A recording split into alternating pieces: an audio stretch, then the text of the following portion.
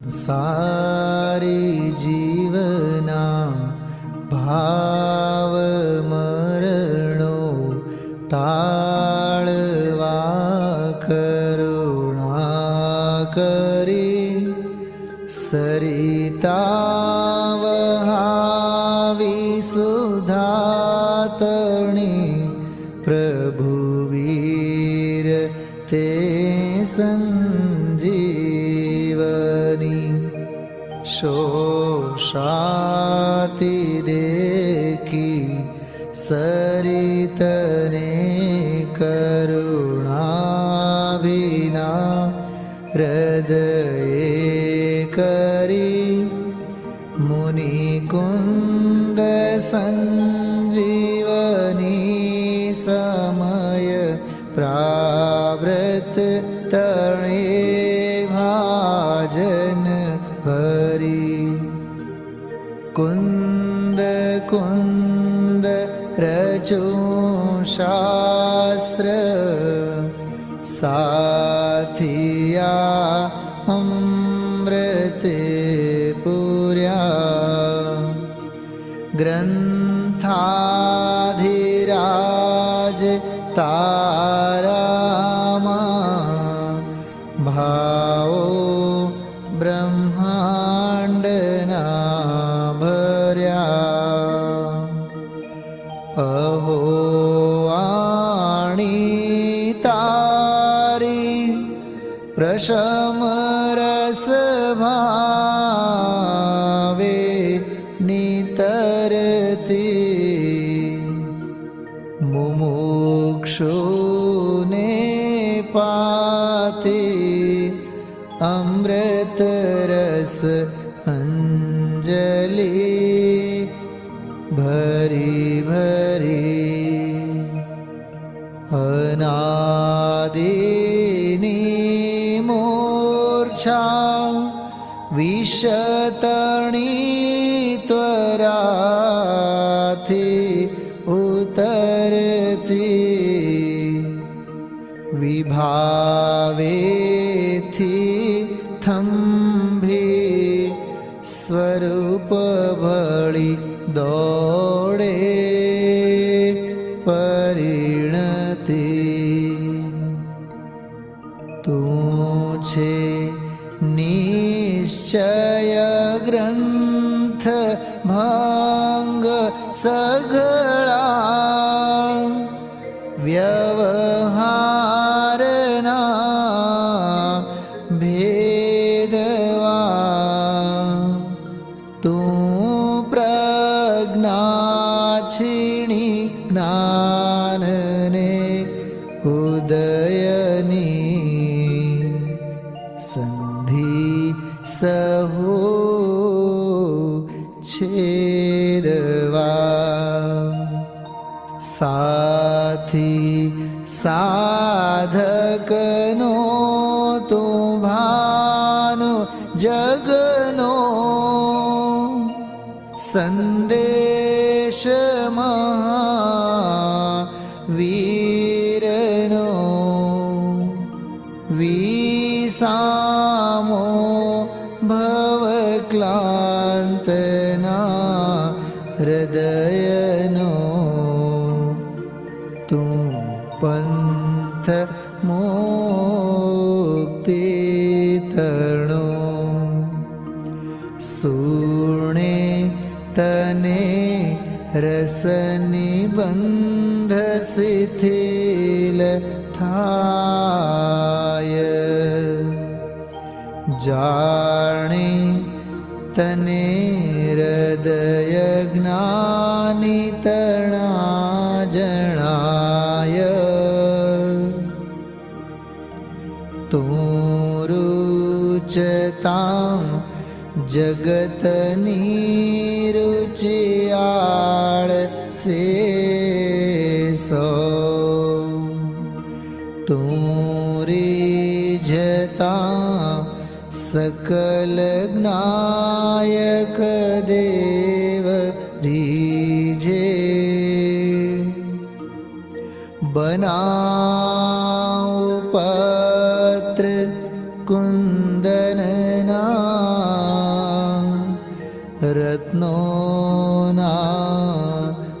अक्षरो लखी तथापि कुंद सूत्रो अंकाए मूल्य ना कदी तथापि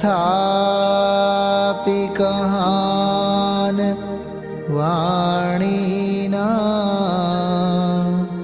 अंकाए मूल्य ना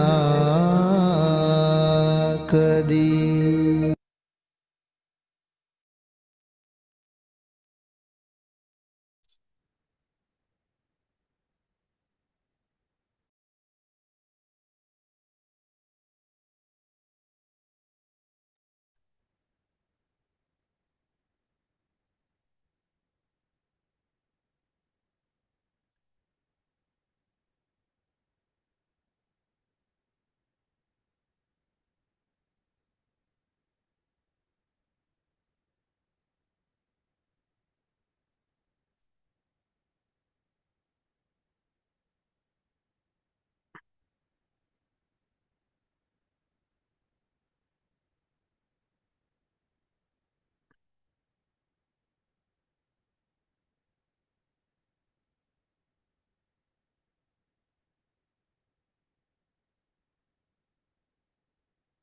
वंदितु सव सिद्धे धोयमचल मणो एवं गदिम पत्ते वोच्छामि समय पाहुड बिणमो सुद केवली भणिदम।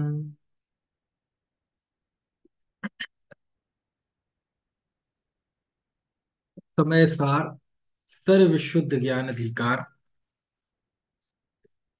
इसकी गाथा 387 कल पढ़ी थी। ये तीन गाथा एक समूह है, गाथा 387, 388, 389। इन तीन गाथाओं में आचार्य ने अज्ञान चेतना और अज्ञान चेतना के दो भेद, कर्म चेतना और कर्म फल चेतना, है ना, उनको बताया है और इस रूप में बताया है कि ये ही संसार का मूल है। कि जो जीव कर्म के फल को वेदन करता हुआ ये अनुभव करता है कि ये ही मैं हूं, ऐसा वह जीव 8 प्रकार के कर्मों को बांधता है। और संसार इन 8 कर्मों से अलग तो कुछ है नहीं, है ना। इस तरह कर्म के फल में तादात्म्य स्थापित कर लेना, यानी सरल शब्दों में कहें तो पर्याय मूलता, बस ये ही दुख का मूल है, ये ही अज्ञान है। और यह अज्ञान चेतना 2 प्रकार की है, एक कर्म चेतना और एक कर्म फल चेतना। इन कर्म के उदय की जो स्थिति बनती है, इसका कर्ता बनना ये कर्म चेतना है, और उसके फल का भोक्ता बनना, है ना, ये कर्म फल चेतना है। तो यही हम 3 गाथाएं कल पढ़ रहे थे। पढ़ते हैं जरा एक बार इन तीनों गाथाओं का हिंदी हरिगीत पढ़ेंगे, फिर इसको और जानेंगे। वेदन्तो कम्म फलम् अप्पाणं कुणदिजोदुकम्म फलम् सोतं पुणो बिबन्धदि बीयं दुःखस्य अट्ठविहम्। वेदन्तो कम्म फलम् मयेकदं मुणदिजोदुकम्म फलम् सोतं पुणो विबन्धति बीयं दुःखस्य अट्ठविहम्। वेदन्तो कम्म फलम् सुहृदो दुहिदो यः वदिजो चेदा सोतं पुणो विबन्धति बीयं दुःखस्य अट्ठविहम्। हिंदी हरि गीत। जो कर्म फल को वेदते निज रूप माने कर्म फल है बांधते बेजीव दुख के बीज वसुविध कर्म को। जो कर्म फल को वेदते माने कर्म फल में किया है बांधते वे जीव दुख के बीज वसु विध कर्म को। जो कर्म फल को वेदते हो, सुखी अथवा दुखी हो, है बांधते वे जीव दुख के बीज वसु विधि कर्म को।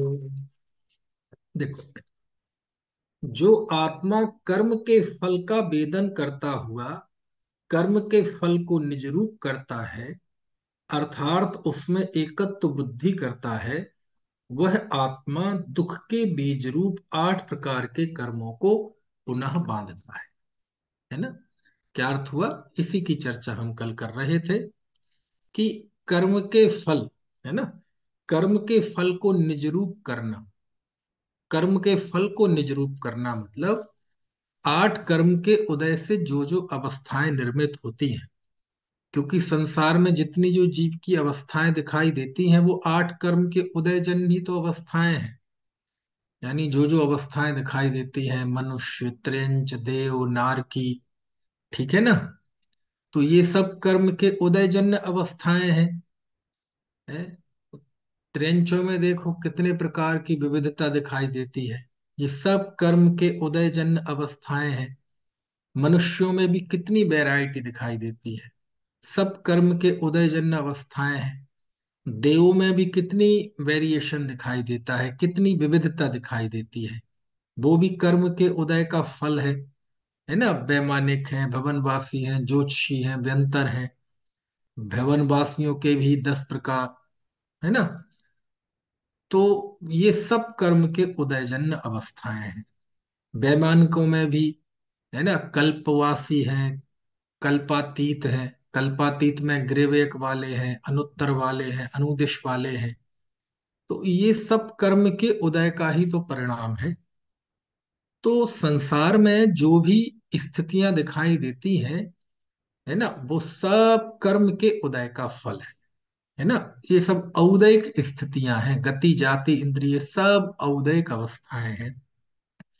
मनुष्यों में कोई गोरा है, कोई काला है, कोई मोटा है, कोई पतला है, कोई स्त्री है, कोई पुरुष है, कोई नपुंसक है। ये सब कर्म के उदय का फल है ना। रुचियों में भी कोई, है ना, क्रोध प्रकृति का है, कोई अहंकारी प्रकृति का है। ये भी कर्म के उदय का फल है। कोई बुद्धिमान है, कोई मंद बुद्धि है, ये भी कर्म के उदय का फल है। तो जितनी भी दुनिया में, संसार में स्थितियां दिखाई देती हैं, कोई जीव ऐसा होता है कि पूरे जीवन भर दुख ही दुख भोगता है। समझ में आया? यानी ऐसा लगता है ये जीव दुख भोगने के लिए ही पैदा हुआ है। पहले गरीबी में पैदा हुआ, फिर गरीबी में ही आधा जीवन निकल गया, फिर गरीबी भी कम नहीं हुई और गरीब होता गया, फिर स्वास्थ्य भी बिगड़ गया। मतलब कहने का आशय यह है, दुख दुख दुख दुख। एक दूसरी स्थिति भी होती है, कोई जीव के जीवन में बहुत सुख देख जाता है लौकिक। तो ये जो दुख और सुख अवस्थाएं हैं, ये भी कर्म के उदय का फल है ना।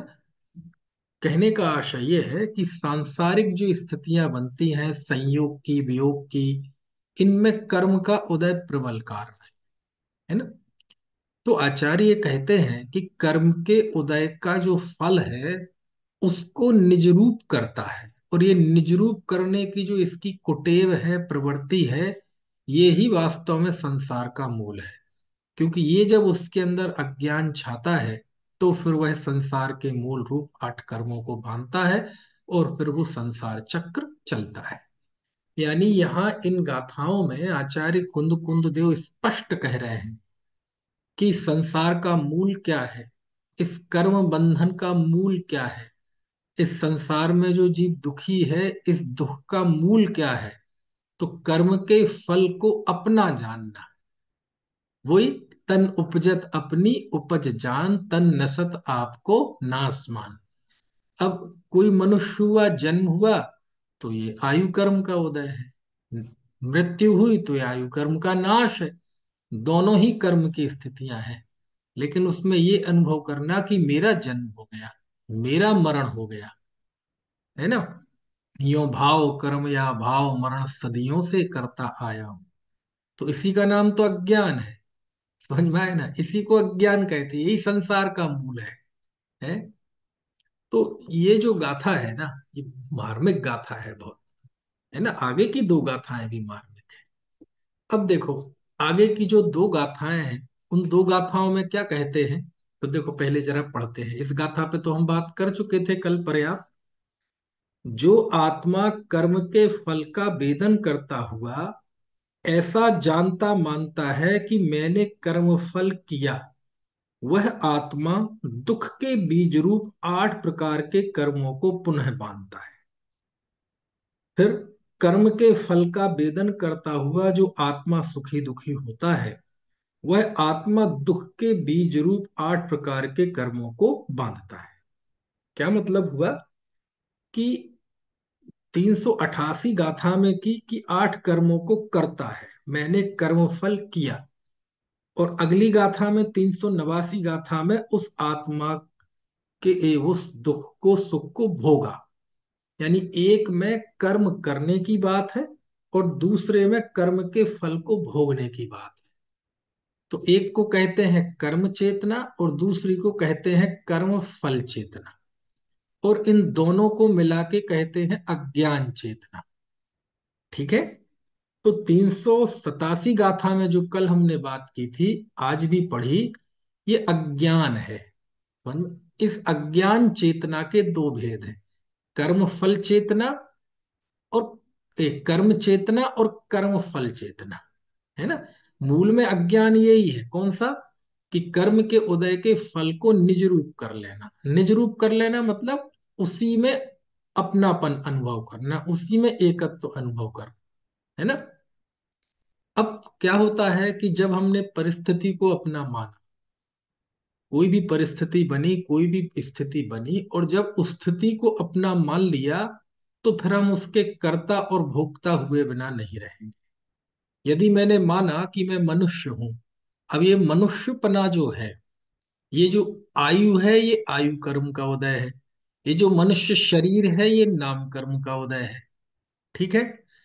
तो ये आयु कर्म, नाम कर्म, है ना, इसके उदयजन्य जो सामने स्थिति दिख रही है, बाकी कर्म भी है, तो ये लेकिन सरलता से समझ में आ जाते हैं, इसलिए इनका नाम ले रहा हूं।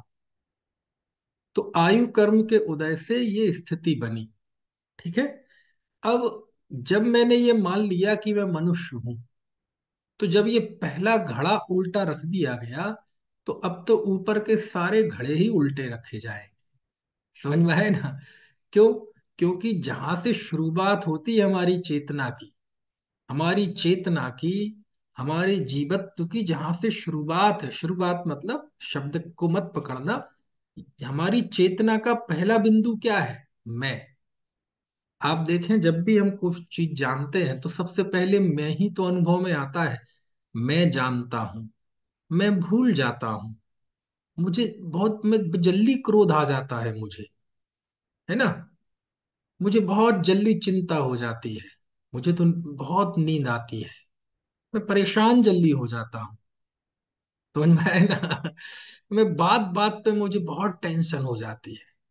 तो हर चीज में सबसे पहले क्या अनुभव आता है, मैं बोलूं या ना बोलूं, लिखूं या ना लिखूं, गाऊं या ना गाऊं, बताऊं या ना बताऊं, लेकिन हमारे संसार के कार्य में, सब कार्य में सबसे पहले क्या अनुभव आता है, मैं का अनुभव होता है। काय का अनुभव होता है, मैं का अनुभव होता है। मैं खाता हूं, मैं जाता हूं, समझ में है ना।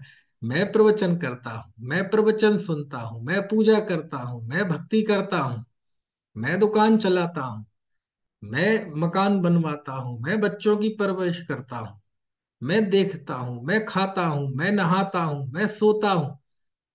तो मैं के बाद की ऊपर की चीजें तो बदल जाती हैं, लेकिन हर कार्य में हमारी चेतना का केंद्र बिंदु क्या है, मैं। चेतना का केंद्र बिंदु क्या है, मैं। आपको समझ में आ रही है बात की नहीं है? सब लगा लो ऐसे। मैं भोजन बनाता हूँ, मैं भोजन करता हूँ, मैं बहुत अच्छा भोजन बनाता हूँ, बनाती हूँ। समझ में आए ना? तो सब चीजों में केंद्र में क्या है? मैं गाता हूँ, मैं गाती हूँ, मैं बहुत अच्छा गाता हूँ, मैं बहुत अच्छा गाती हूँ। सबके केंद्र में क्या है? मैं। मैंने अपने बच्चों की बहुत बढ़िया परवरिश की। इन सब के केंद्र में क्या है? मैं। समझ में आया ना? है। मुझे तो, मैं तो झूठ बर्दाश्त नहीं करता। केंद्र में क्या आया? मैं। समझ में आया ना? है। मुझे तीर्थ यात्रा करना बड़ा पसंद है, मुझे स्वाध्याय करना पसंद है ना? मैं प्रतिदिन स्वाध्याय करता हूँ, मैं प्रतिदिन मंदिर जाता हूँ। सबके केंद्र में क्या आया? मैं। तो मैं के बाहर के आवरण बदल जाते हैं। जैसे हम प्रतिदिन वस्त्र बदलते हैं, जगह बदलते हैं, तो हमारी जगह बदल जाएगी, लेकिन मैं वही रहता हूँ। कपड़े बदल जाएंगे, लेकिन मैं वही रहता हूँ। ये तो बाहर का उदाहरण हो गया। ऐसे ही कौन क्या मानता है, कौन क्या कहता है, क्या सोचता है, क्या विचारता है, ये और बात है। लेकिन उसके सोच विचार के केंद्र में क्या रहता है? मैं। क्या रहता है केंद्र में? मैं। यानी हमारी चेतना का प्रारंभिक बिंदु, हमारी चेतना का सबसे शुरुआती बिंदु, फर्स्ट पॉइंट क्या है? मैं। बाकी की चीजें बाद में है। समझ में आया? अच्छा, बच्चा जब पैदा होता होगा तो सबसे पहले प्रथम बिंदु भाई उसे क्या क्या, ओ मैं कहाँ आ गया हूँ। अब वो बोल ना पाए, कुछ भी ना कर पाए, लेकिन सबसे पहले क्या अनुभव आता है? मैं। समझ में आया? हम्म। अब हमारी, यानी हमारी चेतना के केंद्र में मैं है, मैं। अब यही यदि प्रारंभिक बिंदु में ही यदि व्यक्ति सुधार कर ले, यहाँ उसकी, है ना, यहाँ यदि वो कार्य कर ले थोड़ा, तो बस इसी को हम कहते हैं कि पहला घड़ा सीधा रख जाए। यदि पहला घड़ा सीधा रख गया तो उसके ऊपर जितने घड़े रखे जाएंगे वो सीधे ही रखे जाएंगे। और पहला घड़ा यदि उल्टा रख गया तो फिर ऊपर के सारे घड़े उल्टे रखे जाएंगे। समझ में आए ना? अब पहला ही जो मैं, मेरी चेतना की शुरुआत होती है मैं से। तो आचार्य कहते जरा निर्णय करो कि मैं मतलब कौन। बस यही सारी जिंदगी निर्भर करती है। इसी एक बिंदु पे हमारे आगे का जीवन निर्भर करता है। इससे एक बिंदु पे हमारे आगे आगे की जो यात्रा है इस जीव की, वो निर्भर करती है किस बात पे? कि पहले में पहले निर्णय करो कि मैं कौन। समझ में आया ना? गुरुदेव की वो क्या कहते हैं, वो पंक्तियां जो चलती ना, गुरुदेव का व्याख्यान, हूँ परमात्मा छू एम नक्की कर। समझ में आया ना? देखो, चेतना की पहला बिंदु कहाँ से शुरू होना चाहिए कि मैं हूं कौन। समझ में आया? हूँ परमात्मा छू एम नक्की कर। बहुत बड़े मंत्र हैं। ये तो सुन सुन के समझ में आया ना? अब जब कई बार कोई चीज बहुत ज्यादा सुन ली जाती है तो उसकी गर्मी सी, उसकी चमक कभी कभार हमारी वजह से फीकी सी लगने लगती है। लेकिन ये बहुत बड़ी रिसर्च है, बहुत बड़ा विज्ञान है। सबसे पहले ये निर्णय करो कि मैं हूं कौन, मैं कौन हूं। क्योंकि हमारी चेतना का प्रारंभिक बिंदु क्या है? मैं। यदि यहां सब कुछ सही हो गया तो जीवन के भविष्य हमारा जो है वो मंगल से भर जाएगा। और इस पहले बिंदु पे यदि गलती हो गई, पहले बिंदु पे हमसे चूक हो गई, तो जिंदगी अमंगल से, क्लेश से, कषाय से भर जाएगा, आकुलता से भर जाएगा, संताप से भर जाएगा। और फिर हमें दुखी होने से कोई नहीं बचा सकता, दुनिया की कोई भी ताकत नहीं बचा सकती, यदि हमारा प्रारंभिक बिंदु गलत है तो। समझ में आया? यदि हमने प्रारंभिक बिंदु में ही संयोग को अपना मान लिया कि मैं मतलब कौन। समझ में आया ना? अब मैंने ये मान लिया कि मैं मतलब मनुष्य, तो मैं दुखी हुए बिना नहीं रहूं। यदि मैंने मान लिया कि मैं मतलब पुरुष, या मैं मतलब स्त्री, मैं मतलब संसारी, मैं मतलब पंचेंद्रिय, तो मैं दुखी हुए बिना नहीं रहूंगा। सात भय दौड़े दौड़े आएंगे, आकुलता दौड़ी दौड़ी आएगी। क्यों? यदि मैंने मान लिया कि मैं मनुष्य हूं, तो मुझे इस शरीर संबंधी चिंताएं होंगी, जिसे इहलोक भय कहते हैं। है ना, आज मैं मनुष्य हूं, कल नहीं रहूंगा। ओहो, पता नहीं मैं अगली गति में कहाँ जाऊंगा। तो मुझे परलोक संबंधी भय होगा। अब जब मैंने ये मान लिया कि मैं मनुष्य हूं, तो मुझे इस मनुष्य संबंधी चिंताएं होंगी। मैं बीमार ना पड़ जाऊं, मेरे शरीर में पीड़ा ना हो जाए, इस शरीर पे कोई हमला ना कर दे, तो मुझे अनरक्षा भय होगा। मुझे फिर वेदना भय होगा। समझ में आया ना? यानी पहला यदि घड़ा उल्टा पड़ जाए तो ऊपर सारे अमंगल के उल्टे घड़े पड़ेंगे। फिर मुझे सातों भय होंगे। फिर मुझे भयभीत हुए बिना कोई रह नहीं सकता। भयभीत हुए होने से कोई बचा नहीं सकता। यदि मैं मानूं कि मैं मनुष्य हूं, तो मेरे कंधे झुके हुए रहे। क्यों? क्योंकि हमें हमेशा 24 घंटे इस शरीर, है ना, इस देह के छूटने का डर लगा रहे। आप देखो ना, कितने बड़े बड़े लोग। मुझे ध्यान आता है एक वो, कौन सा एक वो था, अरे अरे वो डांसर था कोई, क्या नाम, मैं नाम भूल गया। Michael Jackson. समझ में है ना? उसने इतना इंतजाम कर रखा था, इतना भयभीत रहता था कि मैं मरूं ना, मैं मरूं ना, मैं मरूं ना। वह किसी से हाथ नहीं मिलाता था, किसी को नजदीक नहीं आने देता था, कोई संक्रमण ना हो जाए। अरे ऐसे ऐसे हैं ये जो बहुत बड़े बड़े सेलिब्रिटीज, एक्ट्रेस, क्रिकेटर्स वगैरह बहुत सारे होते हैं। ये जो पानी पीते हैं, 4-4 हजार रुपए लीटर तक का पानी पीते हैं। है ना, हम जैसा पानी पीते हैं, ऐसे पानी से तो वो नहाते भी नहीं है। समझ में है ना? नहाते भी 2-2 हजार रुपए लीटर के पानी से नहाते हैं। माने, कहने का आशय ये है, वो तो चलो उदय है ना। तो कहने का आशय ये है, वो इतनी चिंता थी अपने जीवन की, इतने जीवन की, कि जिंदगी में कुछ नहीं कर पाया वो। पैसा शोहरत बहुत मिली, लेकिन उसके नाम पे भयभीति बना रहा और अंत में मर गया। ऐसे बहुतेरे जीव हैं। समझ में, उन्हें यही रहता है। क्यों? क्योंकि पहला घड़ा उल्टा है ना। पहला घड़ा उल्टा ये है कि उसने ये मान रखा कि ये मेरा शरीर है, ये मनुष्य हूं, ये मेरा जीवन है। उसे ये नहीं पता कि ये तो केवल स्टेशन है थोड़ी देर की। जैसे हम रेल में चलते हैं, 2 मिनट को कहीं ट्रेन रुकी और हम 2 मिनट को प्लेटफॉर्म पे उतर गए। ये तो इस यात्रा का एक छोटा सा बिंदु है। हम तो अनंत यात्री हैं। हमारा अस्तित्व तो आज नहीं है, हमारा अनंत काल पहले से अस्तित्व है। और भविष्य में नष्ट नहीं होऊंगा, मेरा अस्तित्व तो अनंत काल तक रहेगा। तो जब हमने पड़ाव को मंजिल मान लिया, है ना, कुछ परिस्थिति को ही शाश्वत वस्तु स्थिति मान लिया, संयोग को स्वभाव मान लिया, तो दुनिया की कोई भी ताकत दुखी होने से नहीं रोक सकती।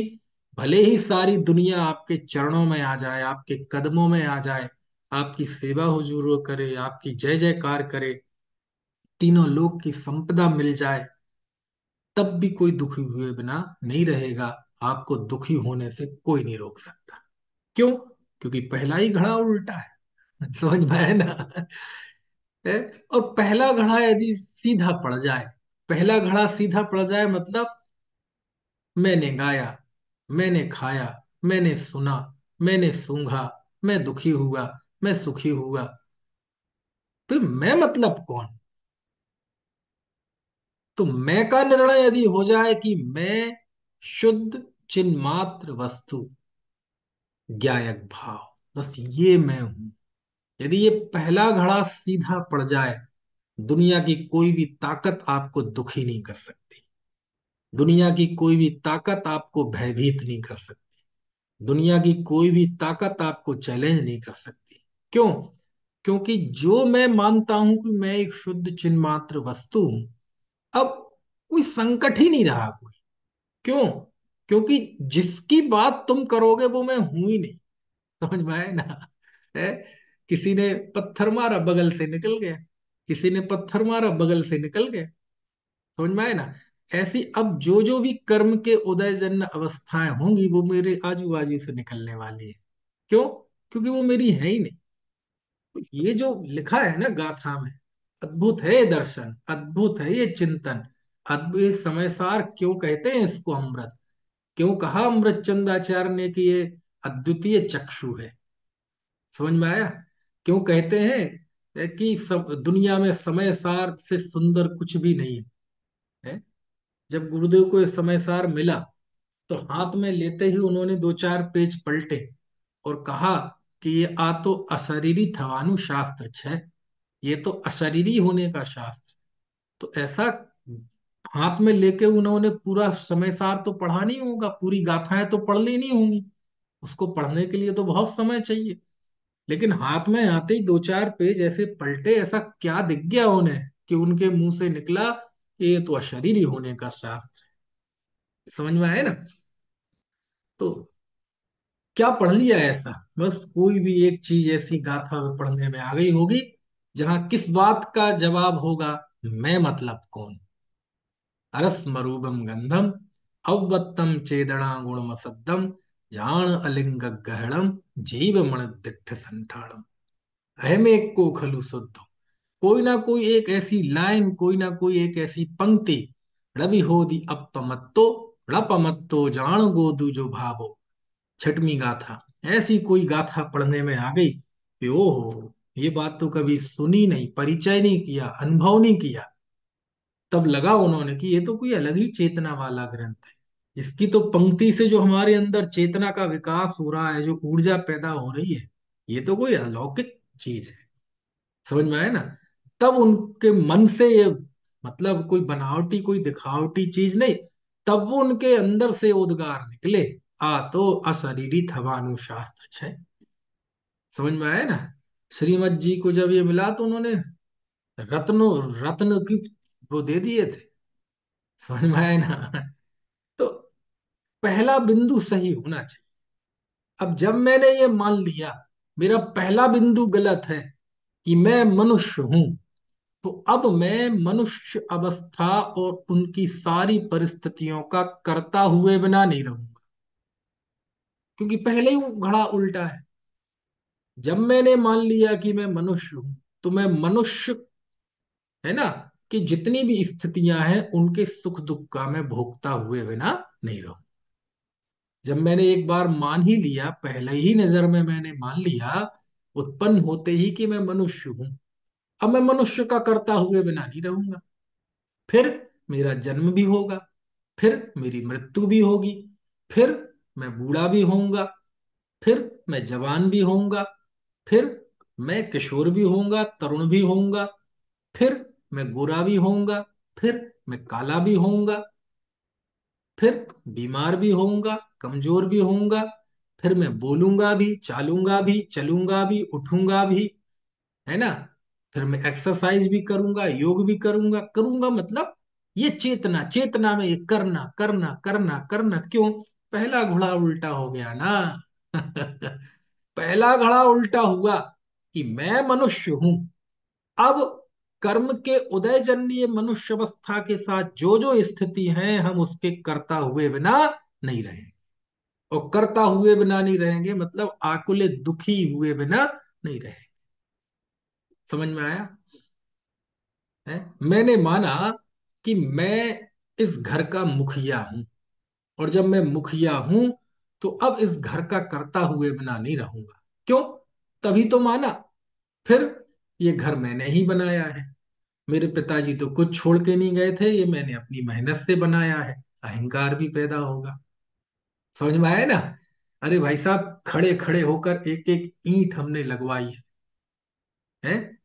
ये बच्चे आज हमारे इतने कामयाब हैं, हमने पूरी जवानी सुखा दी इनके लिए, तब आज इनको बनाया है। समझ में है ना?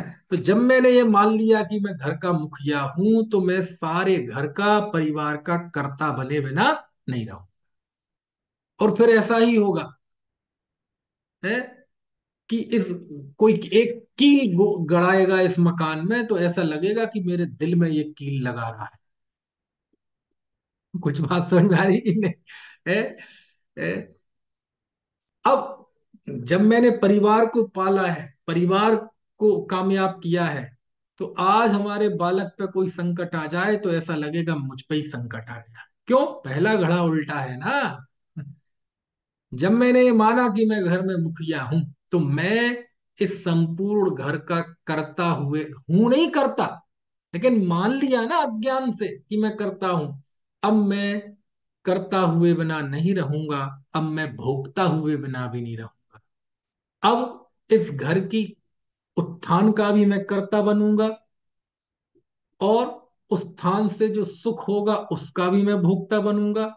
और कुछ कमी रह जाएगी, अरे यार गलत कर लिया मैंने, उसका भी मैं दुख का कर्ता बनूंगा, और उस दुख का मैं भोगता भी बनूंगा। क्यों क्यों क्यों बनूंगा? इसलिए क्योंकि पहला घड़ा उल्टा था। पहला घड़ा उल्टा क्या था? अरे मैंने पहचाना ही अपने आप को गलत ना। समझ में आया ना? मेरी जो स्वयं की पहचान थी वो ही गलत थी, मैंने गलत चीज में अपनापन किया। अरे मेरी पहचान ही नहीं थी कि मैं घर का मुखिया हूं। अरे मैं तो अनंत गुणों का स्वामी हूं, इस रूप में यदि पहचान होती तो बात अलग थी। स्वभाव की पहचान होती तो बात अलग थी, लेकिन संयोग से पहचान की ना। अब सारे दुख आएंगे, सारे संकट आएंगे, अब हमें दुखी होने से कोई नहीं बचा सकता। अब पल पल में मैं हंसूंगा, पल पल में मैं रोऊंगा। कुछ अच्छा होगा तो मैं फूल जाऊंगा, कुछ बुरा होगा तो मैं डिप्रेशन में चला जाऊंगा। कभी दुख की वजह से नहीं सो पाऊंगा, कभी खुशी की वजह से नहीं सो पाऊंगा। कभी हंसूंगा, कभी रूस रूस जाऊंगा। रूस जाऊंगा मतलब मुंह गिरा लूंगा। समझ में आए ना? ये हुए बिना नहीं रहेगा। क्यों? क्योंकि पहला ही घड़ा उल्टा है। समझ में आए ना?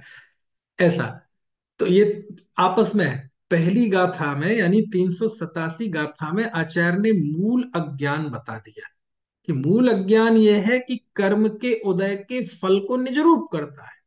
यानी कर्म के उदय का जो फल था, मनुष्यपना, गोरापना, स्त्रीपना, पुरुषपना, सुखी दुखी, इन सबको निज रूप करना मतलब ये मान लेना कि मैं सुखी हूं, मैं दुखी हूं, मैं सुखी दुखी में रंग राव, मेरे धन ग्रह गोधन प्रभाव, मेरे सुततीय में सबल दीन बेरूप सुभग मूरख प्रवीण।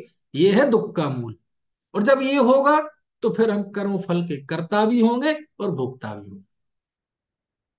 जब मैंने माना कि मैं दुकानदार हूं, तो अब मैं दुकान का कर्ता भी होऊंगा, और मैं फिर दुकान का भोक्ता भी हूं। मैंने माना कि मैं अध्यापक हूं, तो अध्यापक माना, तो मैं अब अध्यापन का कर्ता भी होऊंगा और अध्यापन का भोक्ता भी होऊंगा। मैंने माना, सुनना मार्मिक बात, अब थोड़ी सूक्ष्म होगी बात। मैंने ये माना कि मैं श्रावक हूं, मैं गृहस्थ हूं, मैं अणुव्रती हूं। और जब मैंने ये माना कि मैं गृहस्थ हूं, अणुव्रती हूं, प्रतिमाधारी हूं, तो मैं अणुव्रतों का करता हुए बिना नहीं रहूंगा। मैं श्रावक के षट आवश्यक षट कर्मों का करता हुए बिना नहीं रहूंगा, और उसका भोगता हुए बिना नहीं रहूंगा। समझ में आए ना? मैंने माना कि मैं महाव्रती हूं, मैं मुनि हूं, तो मैं 5 महाव्रतों का करता हुए बिना नहीं रहूंगा।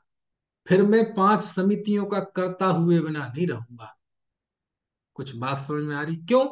क्योंकि गृहस्थपना भी एक परिस्थिति है। आत्मा हमेशा से गृहस्थ नहीं था, हमेशा ग्रस्त नहीं रहेगा। आत्मा हमेशा से मुनि नहीं था, भविष्य में भी मुनि नहीं रहेगा। ये तो एक परिस्थिति है। परिस्थिति क्या है? कि भैया ये मनुष्य अवस्था है। पहले तो पशु नहीं बनते मुनि, नारकी नहीं बनते, देव नहीं बनते, मनुष्य ही बनते हैं। तो मुनि बने, मुनि होने में एक मनुष्यपना भी एक परिस्थिति है ना।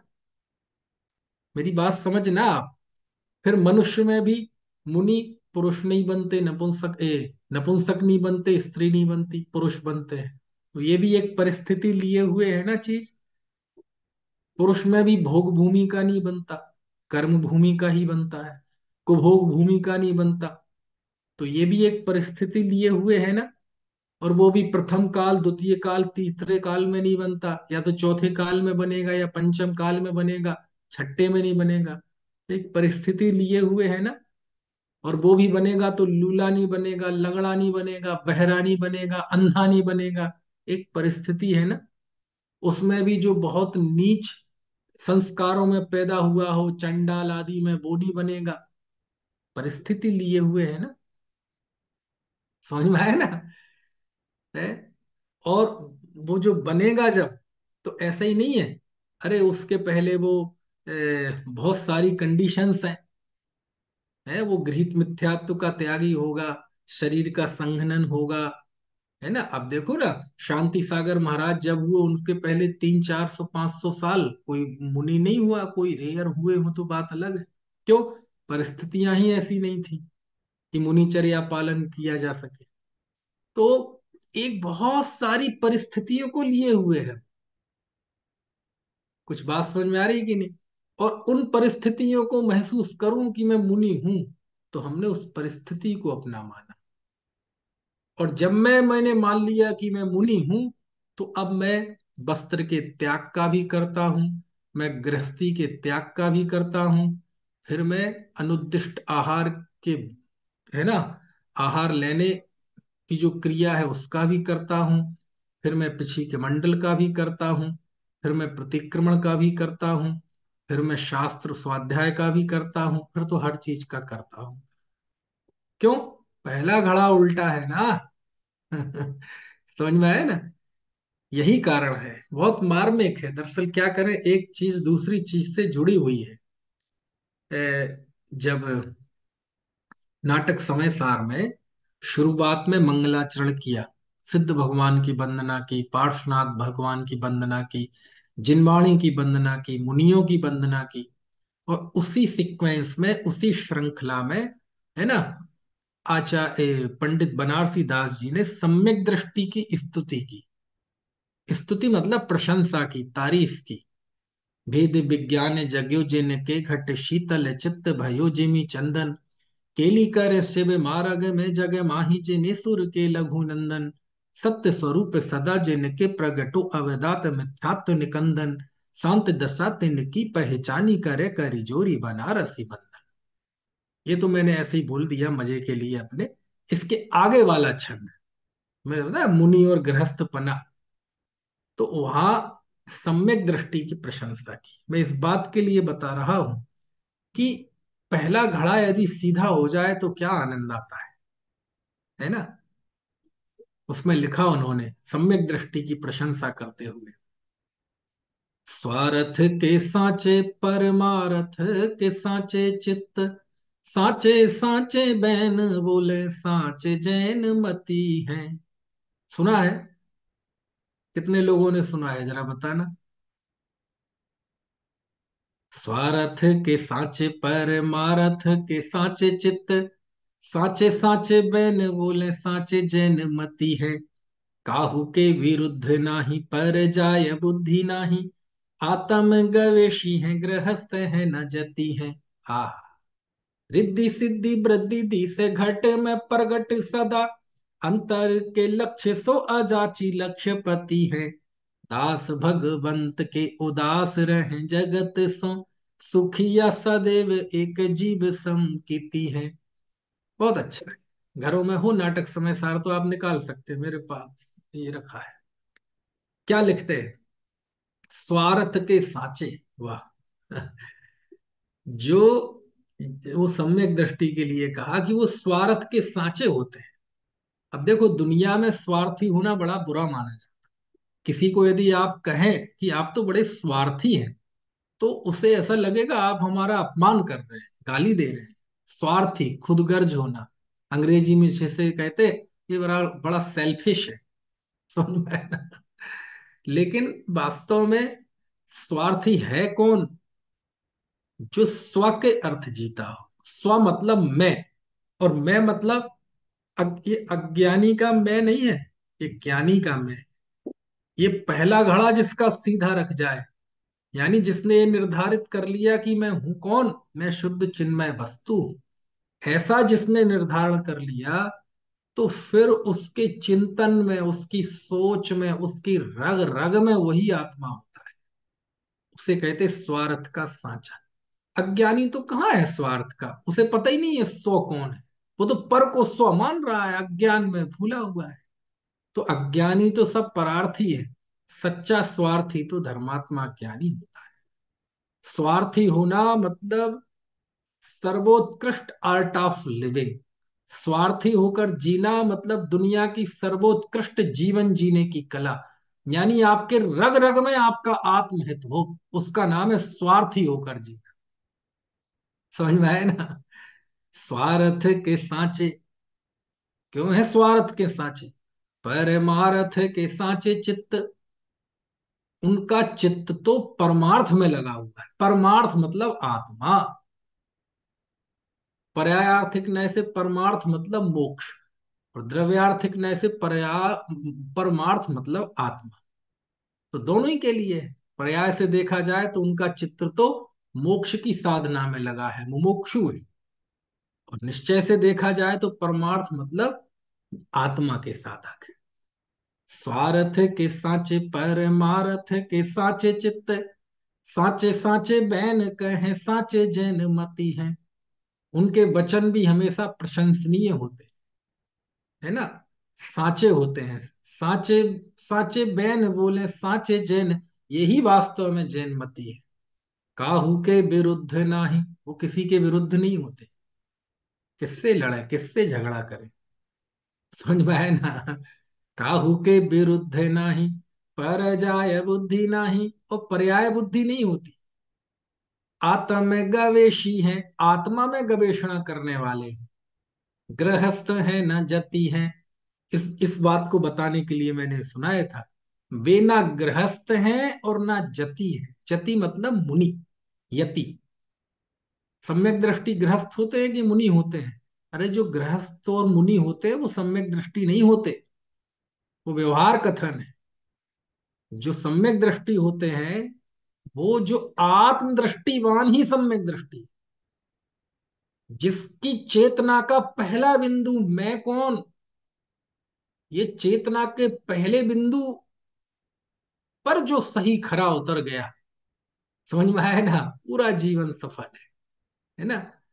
तो जब ने मान लिया कि मैं कौन, मैं शुद्ध चैतन्यमय वस्तु, यहाँ कोई ना मुनि है ना कोई गृहस्थ है ना कोई मनुष्य है ना कोई त्रैंच है। क्यों? ये तो बात की कोई परिस्थिति है। चेतना के प्रारंभिक बिंदु पर मैं कौन, यहाँ कोई है ही नहीं। समझ में आया ना? यहाँ कोई गृहस्थ नहीं, कोई मुनि नहीं।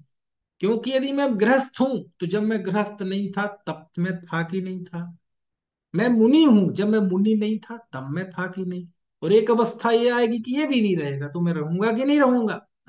इसका मतलब मैं कोई अलग हूं और ये कुछ अलग है। ये संसार में जितनी चीजें बनती है, एक परिस्थिति है इसमें, है ना? बहुत सारी वस्तुओं के सुमेल से ये परिस्थिति बनी हुई। गृहस्थपना मुनिपना भी एक बहुत सारी चीजों से मिलकर बनी हुई एक परिस्थिति है। समझ में आया ना? है? पर जाय बुद्धि नाही, आत्म गवेशी है, गृहस्थ है न जति है। अब आगे की पंक्ति भी सुन ले, अच्छी है। रिद्धि सिद्धि वृद्धि दिसे घट में प्रगट सदा। रिद्धि सिद्धि वृद्धि दिसे देखते हैं, घट में प्रगट सदा। घट मतलब अपनी आत्मा में ही हमेशा देखते हैं। अज्ञानी काय में देखता है? अज्ञानी को 64 रिद्धि दिखाई देती हैं केवल। तो ज्ञानी की 64 रिद्धि नहीं होती? हाँ होती है, वो सब है, उनका निषेध नहीं है। लेकिन अज्ञानी को तो केवल वो ही रिद्धि दिखाई देती। और ज्ञानी रिद्धि किस में देखता है? अपने अंतर्घट में। मेरा आत्म वैभव कितना बड़ा, वो रिद्धि है। सिद्धि, अज्ञानी सिद्धि काय में दिखता है? मेरा सम्मान कितना हुआ, मेरी मालाएं कितनी बढ़ गई, मेरी तालियां कितनी बढ़ गई, पैसा कितना बढ़ गया। तो इसमें काम की सिद्धि देखता है, अपने कार्य की। और ज्ञानी काय में सिद्धि देखता है?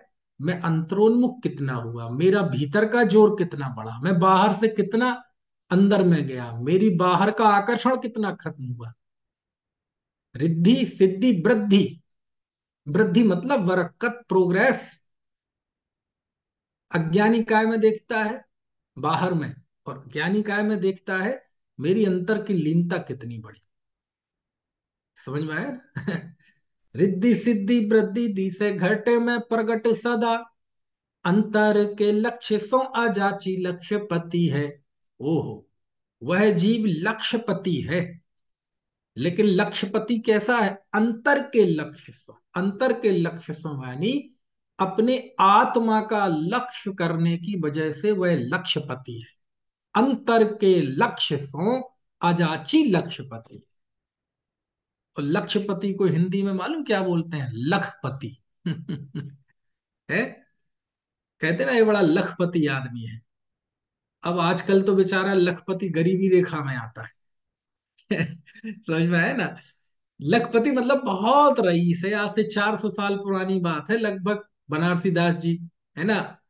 तो उस समय लखपति मतलब आप आज का अरबोंपति, है ना? आज का लक्षपति नहीं है। आजकल तो वो सवर्ण गरीब में आने लगे, 8 लाख 9 लाख तक के। तो कहने का आशय ये है कि बनारसी दास जी कहते हैं कि वह बहुत समृद्ध है, रईस है। कौन? लक्षपति है। कौन है लक्षपति? जिसने अपनी आत्मा का लक्ष्य किया है। बाहर में तो हो सकता है वो गरीब, लोक की दृष्टि से तो हो सकता है वो बेरोजगार हो, लोक की दृष्टि से तो हो सकता है झोपड़पट्टी में रहता हो, लोक की दृष्टि से तो हो सकता है वो उपेक्षित हो, अपमानित हो, है ना, शोषित हो, गरीब हो, सब हो। बगल में आके बैठ जाए तो कोई देखना पसंद ना करे, हम उठ के चले जाए, ऐसा भी हो सकता है कोई धर्मात्मा, ऐसा पाप का उदय हो। तब भी पंडित जी कहते हैं वो लक्ष्यपति है। क्यों लक्ष्यपति है? क्योंकि उसने अपनी आत्मा का लक्ष्य किया है ना? अंतर के लक्ष्य सो अजाची लक्ष्यपति है। समझ गए लक्ष्यपति का अर्थ?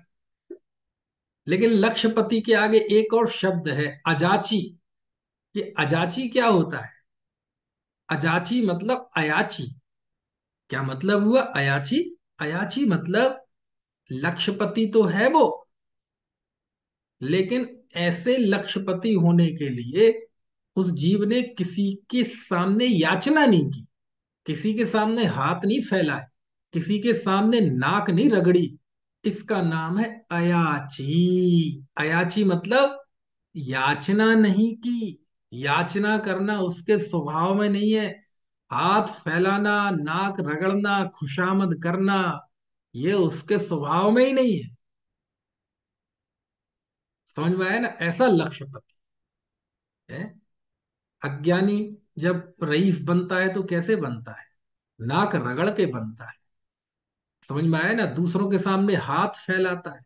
ऐसे लोग जो असंस्कारी हैं, सप्त व्यसनों में रत हैं, शराब कब पीते हैं, अनेक तरह के गंदे काम करते हैं, उनके साथ रिश्ते बनाता है, उनके साथ उठता बैठता है, उनके सामने हाथ फैलाता है, उनकी खुशामद करता है। समझ में आया ना? भूल जाता है किस बात को? अपने धर्म को, अपने संस्कारों को, अपने कुलाचार को। सफलता के लिए मंदिर छोड़ देगा, सफलता के लिए स्वाध्याय छोड़ देगा, लौकिक सफलता के लिए साधर्मियों से दूर चला जाएगा, लौकिक सफलताओं के लिए जिनवाणी को छोड़ देगा, धर्म को छोड़ देगा, अभक्ष भक्षण करेगा, यात्रा में जाएगा, अभक्ष, है ना, अनछना पानी पिएगा। यानी दुनिया में लौकिक सफलता प्राप्त करने के लिए वो अपना शरीर, अपना स्वास्थ्य, अपना आत्म गौरव, अपना जिन धर्म, सब कुछ गिरवी रख देता है कि नहीं रख देता है? और ऐसे लोग जो आपके साथ बैठने लायक भी नहीं है, उन्हें घर बुलाता है। और जब वो घर आते हैं तो वैसे ही बोलता है, पावन मेरे नयन भये तुम दरसते। उनकी खुशामद करता है। तो कहने का अपना आत्म सम्मान, सेल्फ रिस्पेक्ट, सब कुछ एक पोटली में बांध के कोने में रख देता है। काय के लिए? लखपति बनने के लिए। पंडित जी कहते हैं ये सम्यक दृष्टि भी लक्ष्यपति है, लेकिन ऐसा लक्ष्यपति बनने के लिए उसने किसी के सामने हाथ नहीं फैला, अपना धर्म गिरवी नहीं रखा, अपना आत्म सम्मान गिरवी नहीं रखा, नाक नहीं रगड़ी किसी के सामने। समझ में आया ना? अंतर के लक्ष्य सो अजाची अब वो कितना मार्मिक शब्द है, मैं कितनी व्याख्या कर दूं इसकी।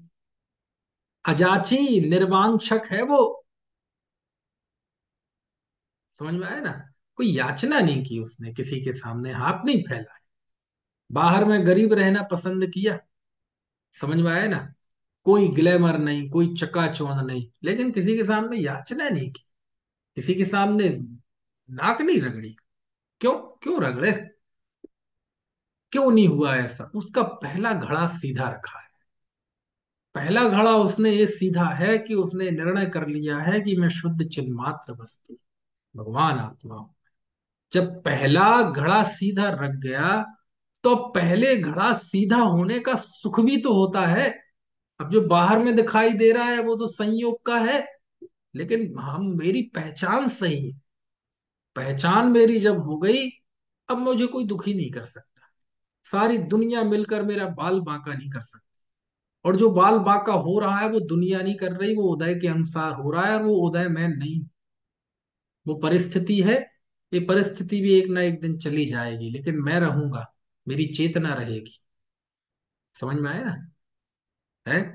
अंतर के लक्ष्य सु अजाची लक्ष्यपति है, अयाची याचना नहीं की। कितनी मार्मिक पंक्ति है।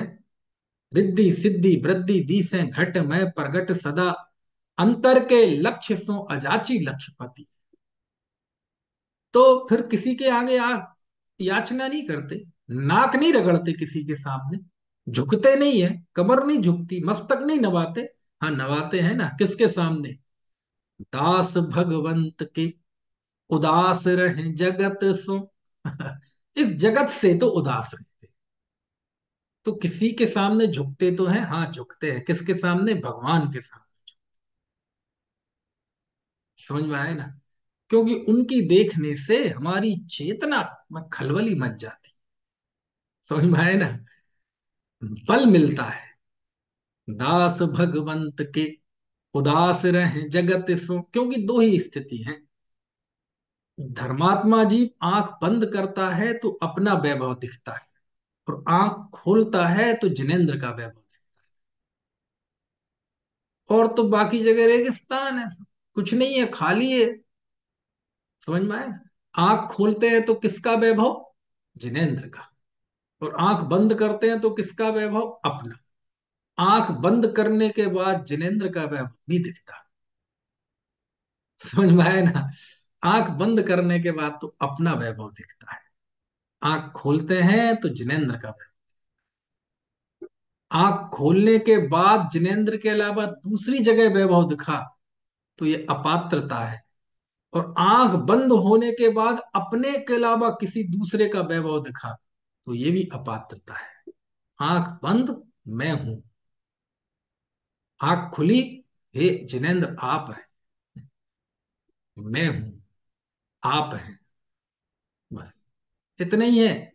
शुद्धा तमरु पंच गुरु, जग में सरला दोय, मोह उदय जिय के वृथा, अन्य कल्पना हो। समझ में? इस पंक्ति पे व्याख्यान किया था अभी, कहा कोलारस में, पंचकल्याणक में, है ना? ठीक है। दास भगवंत के उदास रहे जगत सो, सुखिया सदैव एक जीव सम कीति है। इसलिए वो सुखिया है। क्यों है सुखिया? पहला घड़ा सही है। समझ में आए ना? आज की चर्चा का तो केंद्र बिंदु यही है, समझ लो, पहला घड़ा सही होना चाहिए। पहला घड़ी मतलब हमारी चेतना का प्रारंभिक बिंदु मैं, ये पहला बिंदु सही है तो सब सही है। और ये पहला बिंदु यदि यहां यहां चूक हो गई तो फिर दुखी होने से कोई रोक नहीं सकता। सारा संसार आपको सुखी करना चाहे तो भी आप दुखी हुए बिना नहीं रहेंगे। और पहला बिंदु सही हो गया, सारा संसार दुखी करना चाहे तो कोई हमें दुखी नहीं कर सकता। पूरा छंद बोल दूं एक बार? अभी तो टुकड़ों टुकड़ों में अर्थ समझा, क्योंकि छंद का मजा तब है जब समझाना ना पड़े। पद्य का मजा तो यह है कि बस बोलते जाए और आनंद आता जाए। स्वार्थ के सांचे पर मारथ के सांचे चित्त, सांचे सांचे बैन बोले सांचे जैन मती हैं। काहू के विरुद्ध नाही पर जाय बुद्धि नाही, आत्म गवेशी है गृहस्थ है न जति है। रिद्धि सिद्धि वृद्धि दिसे घट में प्रगट सदा, अंतर के लक्ष्य सो अजाची लक्ष्यपति है। दास भगवंत के उदास रहे जगत सो, सुखिया सदैव एक जीव संकिति है ना? ऐसी अद्भुत बातें हैं। यही आचार्य ने इन तीन गाथाओं में कहा कि कर्म के उदय के फल को जो निज रूप करेगा, वह संसार में के मूल जो 8 कर्म है उनको बांधेगा। अब जब करेगा तो स्वाभाविक है उनका कर्ता भी बनेगा और उनका भोक्ता भी बनेगा। एक का नाम कर्म चेतना, एक का नाम फल कर्म फल चेतना। तो ये होगा तो ये ही संसार का मूल है। समझ में आया ना? ये बात आचार्य ने इन 3 गाथाओं में कही है। अब अभी का समय हो गया है, बाकी की चर्चा अपन करेंगे, क्योंकि अब कल से, कल मैं जा रहा हूं बाहर, फिर जाना है। और तो फिर अब 29 तारीख तक, 29 तारीख को मैं वापस आऊंगा। नहीं, 29 नहीं, 30 को आऊंगा सुबह। तो अब 30 तारीख को चलेगी कक्षा, है ना? तो अब आगे की सूचना आपको ग्रुप में अभी दूंगा। अभी कल से अभी ये कक्षा बंद रहेगी। अनंत धर्मणस्तत्त्वम् पश्यन्ति प्रत्यगात्मनः अनेकान्तमयी मूर्तिर्नित्यमेव प्रकाशिताम्।